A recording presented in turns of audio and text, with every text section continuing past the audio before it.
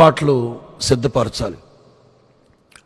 సిద్ధపరిచేటప్పుడు keyboard పెట్టుకుని కొత్త పాటలు సిద్ధపరుస్తూ ఉంటాయి. నేను ఏది చెప్పినా యేసన్న గారు హే అరే, నేను ఏ ట్యూన్ కంపోజ్ చేసినా హే అక్కర్లేదులే పెద్ద మనగాళ్ళు లేచి వచ్చాడు ఇక్కడ అని భయంకరంగా ఇవన్నీ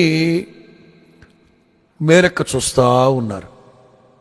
జనవరి, ఫిబ్రవరి రికార్డింగ్కి అన్నీ నేనే వెళ్ళాను, రికార్డింగ్ అంతా నేనే చేస్తాను. కానీ నేను ఏది చెప్పినా, నేను ఏది చేసినా బద్ధ శత్రువుని కూడా చూడరండి, అంత భయానకంగా ట్రీట్ చేశారు దైవజనులు యేసన్న గారు. సరే ఇవన్నీ మేరెక్క చూస్తూ ఉంది. రికార్డింగ్ అయిపోయింది. సీడీ తీసుకొచ్చుకున్నాం. మార్చి నెల గుడారాల పండుగ. గుడారాల పండుగలో అప్పట్లో మెయిన్ రోడ్డు దగ్గర రిబ్బన్ కట్టి కట్ చేసి గ్రౌండ్లోకి వెళ్ళేవాళ్ళు అందరూ. ఫొటోస్ అవన్నీ నేను తీస్తూ ఉండేవాడిని. సరే టైం అయింది, సాయంకాలం 6 గంటలప్పుడు సాయం సంధ్య వాళ్ళు రిబ్బన్ కట్ చేసి నేను కెమెరా తీసుకుని ఫోటో తీయడానికి వెళితే ఆ మైక్లోనే అన్నారు, అరే శుభమాంట గుడారాల పండుగ స్టార్ట్ చేస్తుంటే నీ దరిద్ర మొహం ఎదురొచ్చేవేంట్రా అన్నారు. వేల మంది, లక్షల మంది. నేను మౌనంగా కెమెరా రమేష్కి ఇచ్చి నేను ప్రక్కకి వెళ్ళిపోయాను. సరే అందరూ వెళ్ళిపోయారు, గ్రౌండ్లోకి వెళ్ళిపోయారు, స్టేజ్ మీదకి వెళ్ళిపోయారు, నేను కూడా వెళ్ళాను. అంటే అట్లా ఉంది. ఆ తర్వాత నేను చాలా బాధపడుతూ ఉంటే మేరెక్క నాకు ఒక మ్యాగజైన్ తెచ్చిచ్చిందండి. అది క్రీస్తు విజయము అనే magazine. I think DV Daniel గారు, అది మన చెన్నై వాళ్ళది అనుకుంటాను. క్రీస్తు విజయము మ్యాగజైన్ తెచ్చించి ఇందులో సంపాదకుని లేఖన ఒకటి ఉంది, చదవమని ఇచ్చారు. దాంట్లో చూస్తే నిజమైన విజయం అంటే ఏంటో తెలుసా అని ప్రశ్న. అందులో ఏమనుందంటే, నీవేదైనా ఆలోచన చెప్పినప్పుడు 10 మందిలో నిర్మోహమాటంగా నిన్ను కించపరుస్తారే, దాన్ని పంటి బిగువన బిగబట్టగలిగితే అదే విజయం. ఇట్లా చాలా పాయింట్స్ ఉన్నాయి.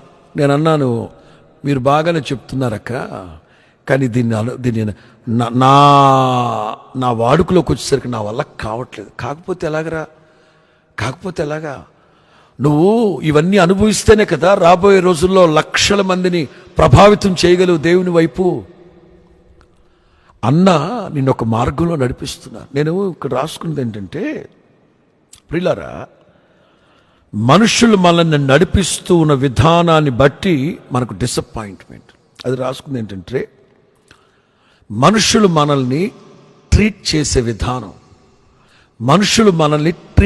విధానం, మనము మన బంధువులు ఉన్నాం, మనం ఏది చెప్పినా వినరు, మనం ఏది చేసినా ఊరుకోరు. ఇది 2002లో జరిగిన సంభవం గుడారాల పండుగప్పుడు. సరే నేను ఆ మ్యాగజైన్ పట్టుకున్నాను. ఆ తర్వాత గుడారాల పండుగలు ముగించిన తర్వాత నా ప్రార్థన చేసి తీసుకెళ్ళి తెనాల్లో వదిలిపెట్టారు. 1 year దాటింది. 2003 గుడారాల పండుగ